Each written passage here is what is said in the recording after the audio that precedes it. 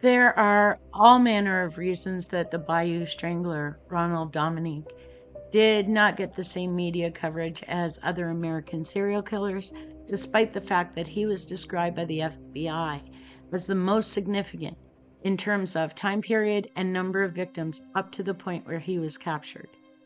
Some would believe because the murders happened in the Deep South, they failed to have any national media attention. The area was predominantly homophobic, and the serial killer was a gay male who targeted the poor or drug addicts, is cited as another. Hurricane Katrina overshadowed his arrest, is another. Like other serial killers, he operated primarily along a highway, Louisiana Highway 182. Like others, he targeted areas known for drug use and sex work. He spread out his activity between St. Charles, Jefferson, Assumption, Lafourche, Iberville, and even New Orleans. I believe there were 9 different parishes. Between 1997 and 2006, he would take at least 23 lives in the parishes. There wasn't a lot of forensic evidence for police to collect as they discovered the bodies. Little connection to trace back to the victim's last few days. It made the investigation a challenge. It wasn't until a man escaped Dominique that the police gleaned some information about how Dominique was targeting and luring his victims. He showed Ricky Wallace a picture of a fictitious woman and offered her up for sex and drugs. He took Wallace to a trailer out on Bayou Blue Road and told the man a story that convinced Wallace to allow Dominique to tie him to the bed lying face down. Or it was meant to convince him anyway. He actually refused and was able to flee. And it wasn't until a friend of his, Chris DeVille, was murdered that Wallace felt it's time he had to tell police what was up. He gave police the first real footstep forward in identifying the killer. To the world outside of his victims, Dominique appeared to be meek and rather frail, a man with a heart condition, not someone that anyone else would expect to be a serial killer. When he was finally arrested on December 1st, 2006 in Houma, he would begin confessing right away. When he was asked about why he chose the dump sites he did, he would meekly say to detectives, because it was dark. There was no other pattern to his choice, just darkness.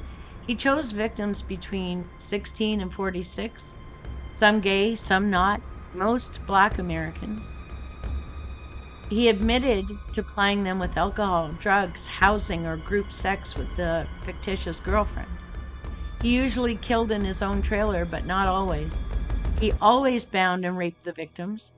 He would then strangle them and dump them in rural areas in one of the parishes near his trailer, normally. His first victim that we know of was a 19-year-old man named David Mitchell, who he picked up hitchhiking. He was found in St. Charles Parish 2 days after he was last seen. His death was ruled initially to be an accidental drowning because he had some ditch water in his lungs, but that would be changed later after Dominique confessed. He killed Gary Pierre 20 next in St. Charles Parish. This was the last victim that was not subjected to bondage during Dominique's attacks. 20 more attacks at least would happen in the years to come.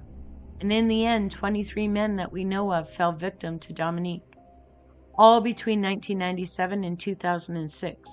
When his arrest was announced, families from all over the United States contacted Terrebonne Parish sheriffs to see if their loved ones were among the victims. He pleaded guilty to murdering 8 men in Terrebonne Parish: Michael Barnett, Kurt Cunningham, Chris DeVille, Alonzo Hogan, Leon Leray, Nicholas Pellegrin, Wayne Smith, and August Watkins. He wanted the death penalty. He was terrified of a life in prison. But life is what he would get: 8 consecutive life sentences in 2008, to be served in Angola. It was part of a plea that guaranteed the families did not face years of appeals or a lengthy trial before a jury could have some closure in the matter. The remaining cases in the remaining parishes have not been prosecuted. Thank you for listening. If you're enjoying these videos and you want to see more, please click the subscribe button and hit those notifications so that you don't miss any uploads. We appreciate you. Thanks.